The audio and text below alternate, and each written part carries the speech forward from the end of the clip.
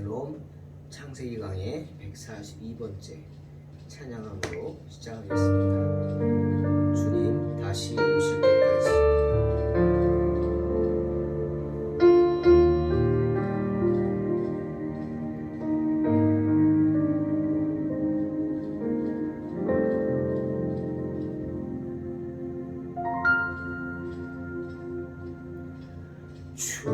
주님 다시 오실 때까지 나는 이 길을 가리라.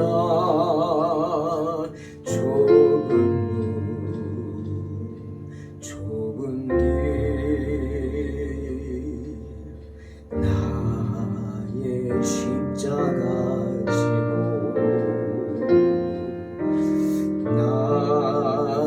가는 이 길 끝에서 나는 주님을 보리라.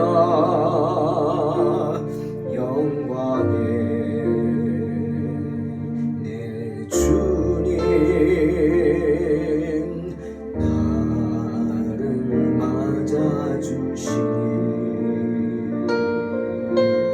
주님 다시 오실 때까지 나는 일어나 달려가리라. 주의 영광 온 땅 덮을 때 나는 일어나 노래하리. 내 사모하는 주님 온 세상 구주시라. 내 사모하는 주님 영광의 왕이시라.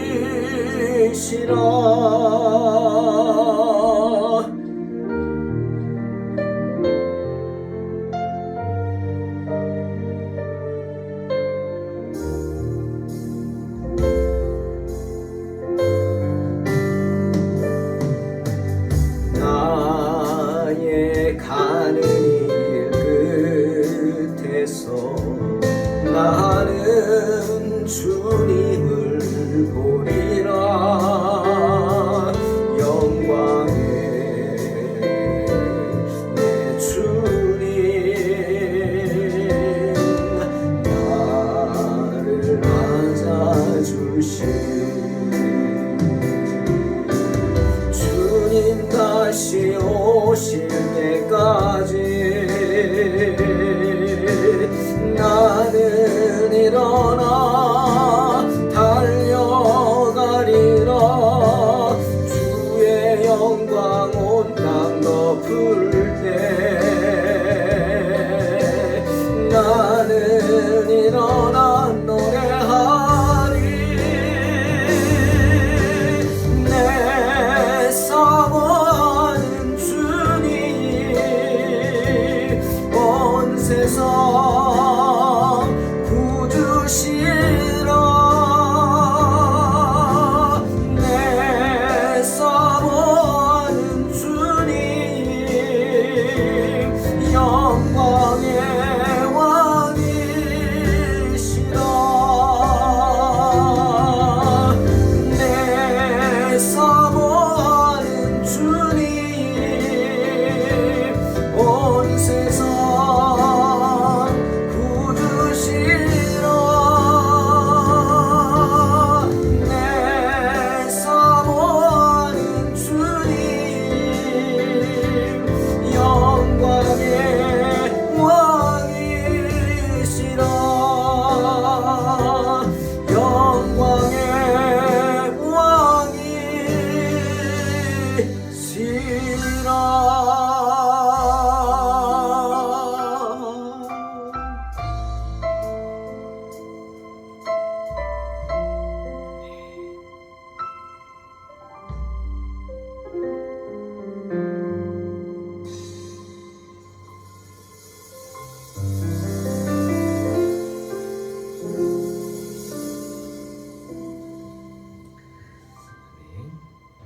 창세기 30장 37절로 43절 말씀입니다.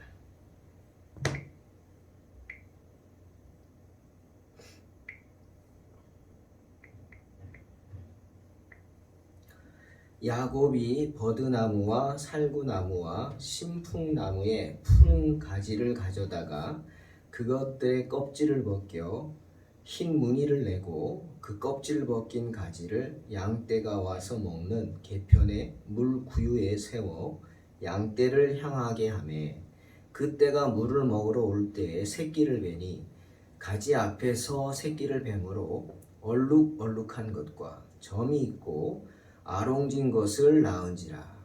야곱이 새끼 양을 구분하고 그 얼룩 무늬와 검은 빛 있는 것을 라반의 양과 서로 마주보게 하며 자기 양을 따로 두어 라반의 양과 섞이지 않게 하며 튼튼한 양이 새끼 뵐 때에는 야곱이 개천에다가 양떼 눈 앞에 그 가지를 두어 양이 그 가지 곁에서 새끼를 베게 하고 약한 양이면 그 가지를 두지 아니하니 그렇게 함으로 약한 것은 라반의 것이 되고 튼튼한 것은 야곱의 것이 된지라. 이에 그 사람이 매우 번창하여 양떼와 노비와 낙타와 나귀가 많았더라. 아멘. 오늘 본문으로 설교 제목을 써본다면 아마 야곱의 궁리이라고 할 것 같습니다. 여러분, 궁리가 뭡니까? 궁리란 좋게 말하면 일을 처리하거나 개선하기 위해서 마음속으로 이리저리 따져가며 깊이 생각하는 것을 말합니다. 궁리한다. 그거는 노력한다는 거죠. 애쓴다는 겁니다. 좋은 길을 찾는다는 겁니다.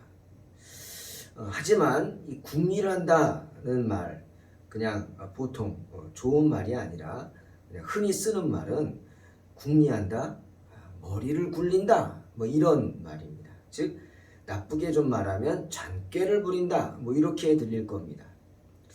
저는 오늘 제목을 쓴다면 야곱의 궁리라고 했죠. 고민이 됩니다. 이게 좋은 일을 위해서 머리를 굴리는 것인지 아니면 정말 나쁜 의도로 잔꾀를 부리는 것인지, 나에게 유리한 것을 찾아 생각하면서 꾀를 도모하는 것인지, 그게 잔꾀를 부리는 거죠. 저도 좀 헷갈립니다. 예. 말씀을 준비하면서도 내내 이것을 어떻게 해석을 해야 될까, 야곱의 이 모습을 보고 고민을 했습니다. 일단은 야곱에 대한 선입견이 아직도 남아있기 때문일 거예요. 야곱이 어떤 사람이었어요? 야곱은 자기가 원하는 것을 이루기 위해서 자신의 목적, 장자의 명분을 얻겠다. 장자가 아니죠. 그런데 그것을 얻겠다는 겁니다. 이것은 세상 사람들이 보면 불가능한 겁니다. 왜? 장자가 아닌데 어떻게 장자 명분을 얻습니까? 또 장자가 에서가 멀쩡하게 살아있는데, 죽었으면 몰라도. 하지만 그 목적을 이루기 위해서 야곱은 잔꾀를 부리죠. 그래서 팥죽 한 그릇에 형을 속이고 또 아비를 속입니다. 그런데 이 아비를 속이는 과정 속에 정말 야곱의 악함이 나타나죠. 아비가 아무리 쌍둥이라도 모르겠습니까? 눈이 좀 안 보인다고요? 눈이 안 보여도 장님은 아니잖아요. 사람은 보이는 것과 달리 이미지라는 게 있습니다. 저 사람의 뒷모습만 봐도 알 수 있고요. 옆에서 다가와서 느끼는 이미지를 보고도 누군지 짐작할 수 있어요. 더군다나 목소리는 숨기기 힘듭니다. 이삭은 목소리 이상이 여겼어요. 그래서 분명히 에서라고 하는데 야곱의 목소리였어요. 묻습니다. 네가 진짜 에서냐? 네, 맞습니다. 뻔뻔하게 대답하죠. 또 손을 만져봅니다. 그래, 손 좀 다오. 털이 많아야 되죠. 이미 야곱은 양털을 붙여서 형 에서처럼 꾸몄어요. 하지만 여러분, 아무리 잘 꾸민다 그래도 모릅니까? 손의 감각이 그렇게 둔할까요? 이삭은 알았을 겁니다. 그래서 한 번 더 묻습니다. 내가 진짜 에서냐? 야곱은 어떻게 했죠? 1초도 망설이지 않고 네, 에서입니다 라고 했습니다. 그렇게 아비를 속였어요. 장자의 명분을 빼앗기 위해서 궁리를 한 끝에 아비를 속였습니다. 그런 야곱이 쫓겨나죠. 결국 쫓겨나고 들통나고 명분은 자기 아내감을 구하기 위해서 어미가 보냅니다. 라반에게. 그 가는 길에 베델에서 살아계신 하나님을 만나죠. 여러분, 하나님을 만나면 변화됩니다. 왜 그러잖아요. 죽었다 살아난 사람은 삶이 새로워지죠. 왜 아파야 합니까? 아팠다가 살아나 보세요. 저도 며칠 좀 알았는데 정말 몇 년 만에 알았습니다. 알았는데 살아났어요. 살아나니까 세상이 달라 보이는 거예요.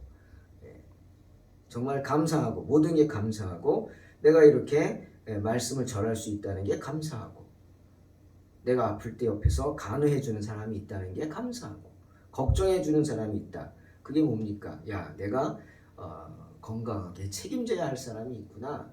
그걸 느끼죠. 사람이 한 번은 아파봐야 될 것 같아요.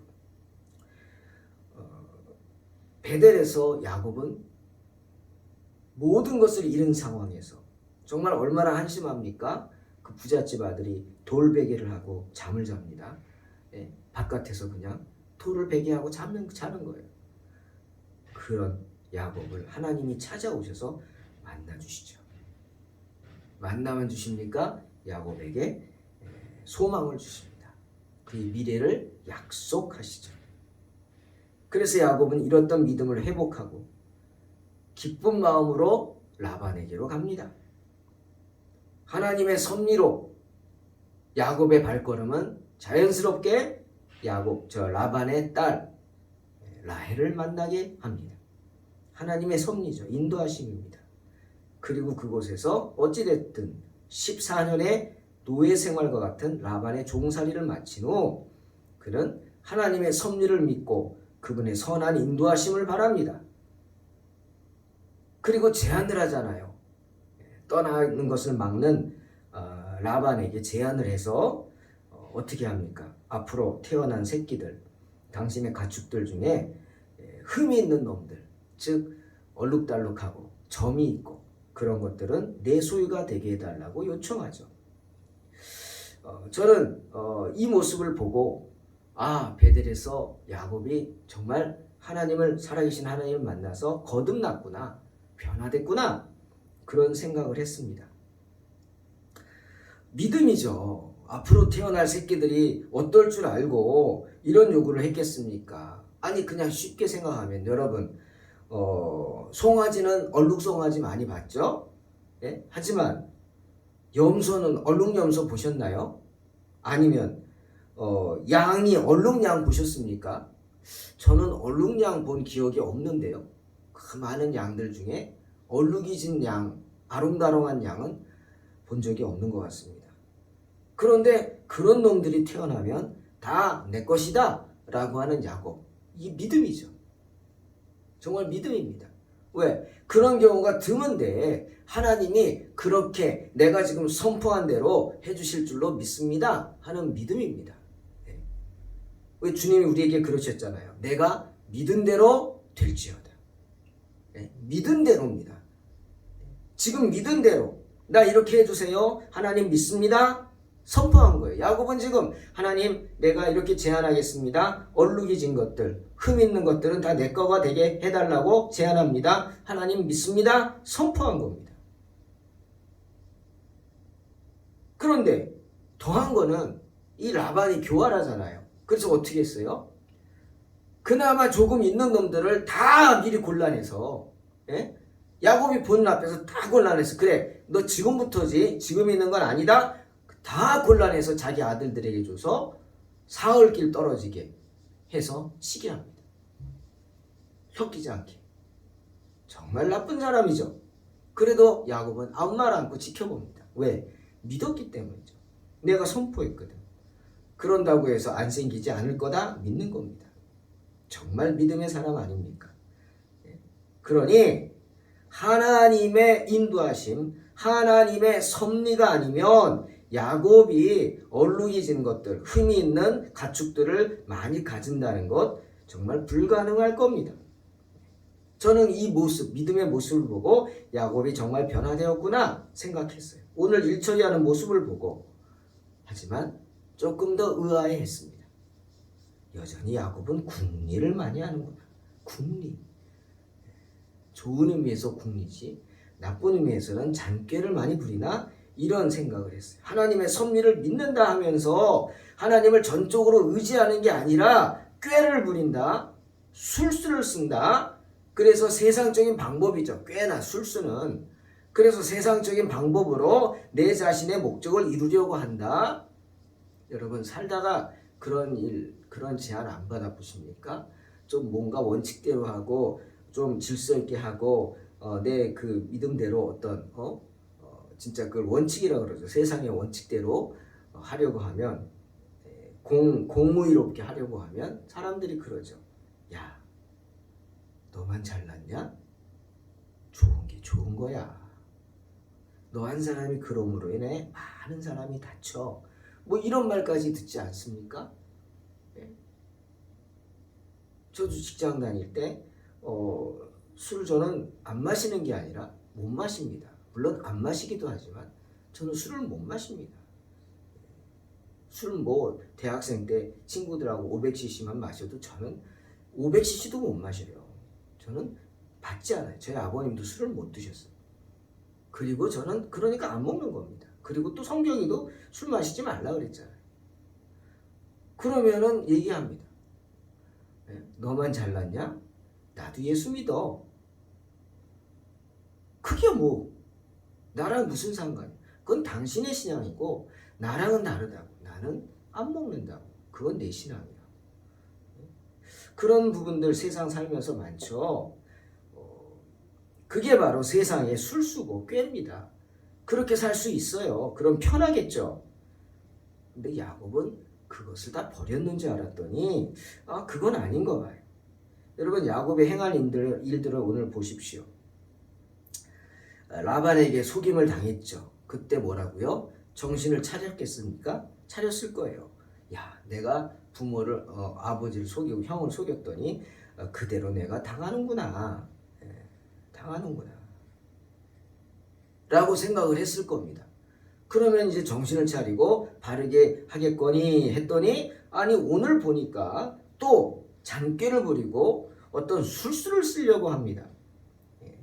그래서 오늘 말씀을 전할 때 야 이거 야곱을 이런 술수를 부리는 야곱을 책망하는 설교를 해야 하나 아니면 이거를 지혜롭다고 해야 하나 굉장히 고민이 됐어요. 이걸 지혜라고 할 수 있나? 여러분 하나님의 섭리를 믿었으면 하나님께 맡기고 기도하면서 양을 치면 되는데 지금 야곱의 모습은 그거 아니에요. 염소고 낙타고 낙이고 얼룩이들을 많이 얻어야 합니다. 맞습니다. 그래야 내 것이 되고 야곱의 재산이 늘어납니다. 하나님께 선포했어요. 하나님의 섭리를 믿고 그러면 하나님께 맡겨야 되는데 지금 야곱은 어떻게 했어요? 그 당시 세상 사람들이 얼룩얼룩한 것을 가축들을 얻고자 하는 가난한 목자들이 흔히 사용했던 방법이 이런 방법이었대요. 뭐라고요? 보니까 뭐 버드나무와 살구나무와 신풍나무의 푸른 가지를 가져다가 껍질을 벗겨서 흰 무늬를 내고 그 껍질을 벗긴 가지를 양떼가 와서 먹는 개천 물구유에 세워서 양떼를 향하게 하고 그때 물을 먹으러 올 때 그것을 보고 이 가축들이 어떤 자극을 받아서 새끼를 베게 되는 그런 일들이 있다는 그렇게 만든다는 거죠. 그게 그 당시에 쓰는 가난한 사람들이 쓰는 술수라고 그러나요? 뭐라고 그러나요? 이거 꾀를 부렸다는 거죠. 그런데 야곱이 지금 그런 민간요법 그렇죠. 민간요법을 선택해서 그 일로 자기의 뜻을 이루려고 하는 모습이 보이는 거예요. 자, 이걸 어떻게 해석을 할까요? 이게 하나님의 섭리를 믿는 믿음의 사람의 모습일까요? 얼룩덜룩한 나무 가지들을 보고 가축들이 그 가지 색깔처럼 얼룩덜룩한 새끼를 낳는다? 글쎄요. 이걸 주석들을 보니까 영상의 원리라고 합니다. 무슨 근거인지는 모르겠지만, 그런데 결과적으로는 그것 때문인지 모르지만 어떻게 됐다고요? 가축들이 얼룩덜룩한 가지를 보고 그 앞에서 새끼를 뱉고, 그 새끼를 뵌 가축들이 다 얼룩한 것과 점이 있고 아롱진 새끼들을 낳았다고 성경은 말합니다. 그래서 야곱이 번창해서 양떼와 노비와 낙타와 나귀가 많았다. 예? 가축이 많아지니까 노비들도 많아지죠. 그러면서 또 어떤 주석에는 이렇게 말해요. 이 부분에 대해, 자, 이게 바로 시작은 미약하지만 나중에 장대해지는 복이다. 야곱이 이 복을 체험했다. 그리고 야곱을 칭찬합니다. 그러면서 겸손하고 부지런한 사람은 이처럼 마침내 창대하게 되는 결과를 얻게 될 것이다. 칭찬합니다. 그 대표적 예가 야곱이라는 거죠. 근데 저는 이 말을 들으면서 좀 씁쓸합니다. 과연 그럴까? 과연 야곱이 뜻한 대로 민간요법대로 그렇게 했기 때문에 얼룩진 새끼들이 나왔냐 이거죠. 아니죠. 그렇다고 해서 나옵니까? 그렇다고 해서 나오냐고? 아니죠. 하나님이 하신 거겠죠. 하나님이 하셔야 그렇게 되는 거 아닙니까? 그럼 이건 야곱이 한 거 아니에요. 하나님의 섭리에 맡긴다고 해놓고 자기가 막 수작을 부렸네. 예? 자기가 막 수작을 부려서 했잖아요. 그럼 내가 한 거지 하나님이 한 게 아니잖아요. 아닙니다. 그렇게 한다고 되지도 않지만 그렇게 하신 이는 하나님이신 줄로 믿습니다. 그리고 또 하나, 교활한 라반을 상대하는 야곱의 모습을 봅니다. 야곱은 많은 궁리를 합니다. 자신이 살 길을 찾는 겁니다. 예? 여전히 야곱은 잔머리를 많이 굴려서 자기 이익을 극대화하려고 합니다. 때문에 41절부터 42절에 뭐라 그랬어요? 튼튼한 양이 새끼 뵐 때는 야곱이 그 민간요법을 써서 개천에다가 양떼 눈앞에 그 가지를 둡니다. 그리고 그 가지 앞에서 새끼를 베게 해요. 그럼 얼룩이가 나온다 이거죠. 그리고 약한 양이 새끼를 베려고 할 때면 가지를 치워버립니다. 얼룩이 나오지 않게. 이렇게 해가지고 어떻게 했어요? 약한 것은 라반의 것이 되고 튼튼한 것은 야곱 자신의 것이 되게 했다. 성경은 이렇게 말합니다. 참, 야곱의 머리가 좋죠. 잔꾀가 대단하죠. 성경은 이렇게 말하지만 이렇게 한다고 되느냐는 거죠. 하나님이 하시는 거죠. 하나님. 아무리 이렇게 꾀를 부려도 하나님이 도와주시지 않으면 안 되는 겁니다. 아마 하나님이 이렇게 보시면서 야, 내가 해준다 그랬는데 너 그렇게까지 해가지고 나를 이렇게 민망하게 만드냐? 아마 그러셨을 것 같아요. 그럼에도 불구하고 하나님은 야곱의 편을 들어주십니다. 왜? 야곱에게 복을 주시겠다고 하는 약속을 하셨기 때문이에요. 야곱을 번성케 하시겠다는 약속을 하셨기 때문에 그게 하나님의 섭리죠. 창세기 28장 15절에 내가 너와 함께 있어 내가 어디로 가든지 너를 지키며 너를 이끌어 이 땅으로 돌아오게 할지라 내가 내게 허락한 것을 다 이루기까지 너를 떠나지 아니하리라 약속하셨기 때문입니다. 때문에 이제는 때가 되었기에 내가 고향으로 가겠다고 하는 그 야곱에게 하나님은 빈손으로 돌려보내지 않으십니다. 그게 하나님의 뜻이고 하나님의 의지입니다. 하나님의 섭리입니다. 사랑하는 성도 여러분, 우리는 두 가지를 생각해 봅니다. 요한복음 14장 18절에 주님이 우리에게 이렇게 말씀하셨어요. 내가 너희를 고아와 같이 버려두지 아니하시겠다. 우리는 버려둠을 당하지 않습니다. 우리는 데려감을 당할 줄로 믿습니다. 그리고 또 하나는 출애굽기 12장 35절 36절 말씀처럼 이스라엘 백성들이 출애굽할 때 하나님이 출애굽시킬 때 이스라엘 백성들 쫓겨나듯 빈손으로 가게 하지 않으셨습니다. 이스라엘 백성들에게 말씀하셨어요. 구하라. 네가 아는 애굽 사람들한테 가서 구하라고. 달라고 구하라. 뭐든지 은금 패물과 의복을 구하라고 하셨어요. 그 말을 믿고 애굽인들에게 가서 은금 패물을, 여러분 생각해 보세요. 가서 당신 그 금목걸이가 너무 좋은데 나 주시오. 금반지 너무 좋습니다. 날 좀 주시오. 라고 하는 게, 그러면 빼줍니까? 세상에 그런 사람들이 얼마나 있을까요? 그런데 하나님이 그렇게 하라 그랬어요. 당신이 입고 있는 옷이 너무 멋있는데 좀 벗어주시오. 벗어줘. 놀랍게도 그 말씀을 믿고, 하나님의 말씀을 믿고 애굽 사람들에게 가서 당신 금목걸이, 금반지, 금배지, 그 좋은 옷 좀 주시오 라고 하는 사람들은 다 얻었다고 성경은 분명히 말씀하십니다. 이집트인들에게 구하는, 이스라엘 백성들이 구하는 것을 다 얻었어요. 왜? 이게 하나님의 의지입니다. 나의 백성을 빈손으로 돌려보내지 않겠다고 하는 하나님의 의지인 것입니다. 이 두 가지가 우리를 향한 하나님의 의지십니다. 첫째는 그와 같이 버려두지 않겠다. 그리고 우리의 삶의 형편 속에서 거지가 되도록 쫓아내지 않으시겠다. 빈손으로 쫓아내지 않으시겠다.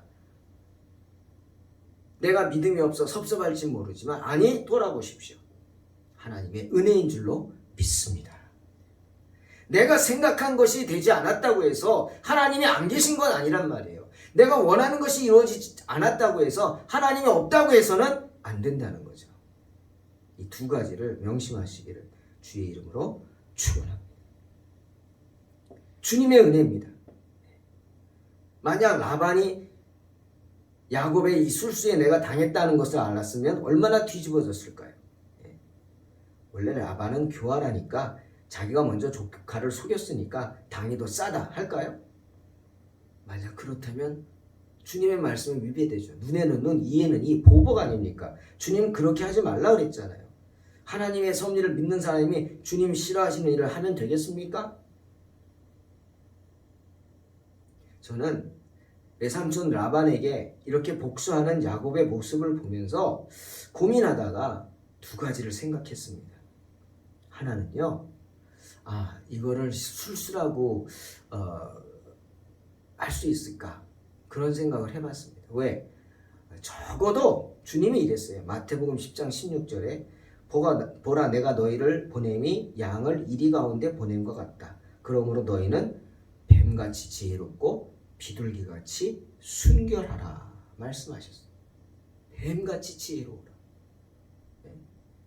뱀이라는 이름 들어도 싫잖아요. 그런데 뱀같이 지혜로우라. 뱀이 뭐가 지혜로울까요? 여러분, 뱀에 대해 아세요? 뱀은요, 상대방을 공격할 때 무조건 공격하지 않습니다. 그리고 뱀은 자기가 먼저 공격하지 않습니다. 공격을 당할 것 같거나 어떤 좀 위협이 되거나 자신을 놀라게 했거나 그러면 공격합니다.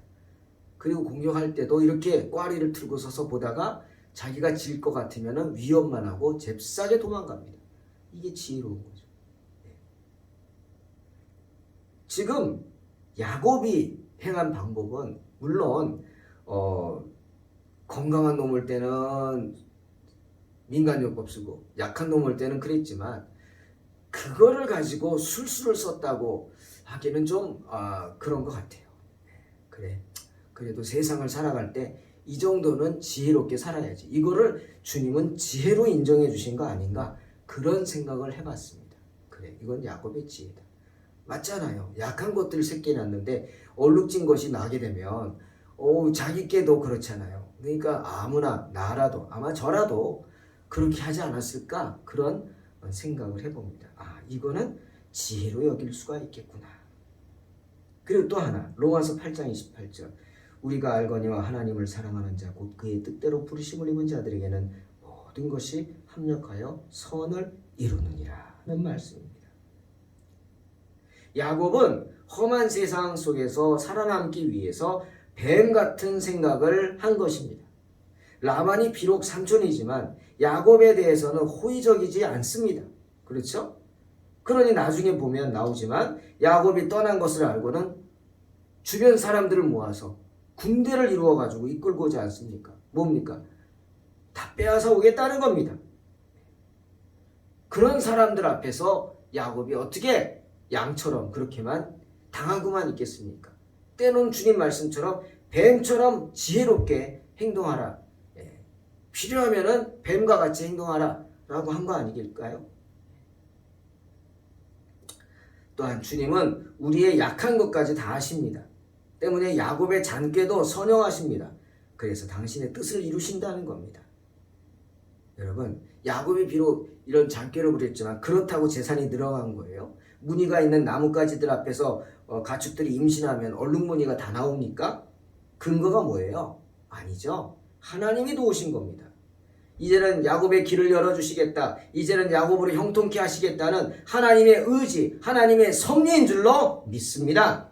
사랑하는 성도 여러분, 때문에 언제나 우리를 향하신 하나님의 선하신 섭리를 믿고 오늘도 주님만을 의지하는 복된 성도가 되시기를 주의 이름으로 축원합니다. 기도하겠습니다. 하나님 아버지 감사합니다. 우리의 부족함을 아시는 주님, 정말 우리가 이 험한 세상 속에서 살려고 발부둥치며 애쓰지만 때문에 믿음이 있다고다 하면서도 세상의 유혹에 흔들릴 때도 많고 세상적인 방법이 마치 하나님의 나에게 주신 지혜라고 생각하고 택할 때도 많습니다. 하지만 주님, 영분별의 은사를 주시듯이 우리가 세상의 것과 하나님의 것을 분별할 수 있는 은사를 주시고 세상의 소리와 하나님의 소리를 분별할 수 있는 은혜를 허락하여 주시옵소서. 그래서 이 험한 세상 가운데 주님 말씀 기억하고 때로는 뱀같이 지혜롭게 하시되 비둘기 같은 순결함도 잃지 않게 하여 주시옵소서. 하나님의 선하신 섭리를 믿고 오늘도 주님을 의지함으로 승리하는 삶을 살게 하여 주시옵소서. 예수님의 이름으로 기도하옵나이다. 아멘. 믿음으로 승리하시기 바랍니다.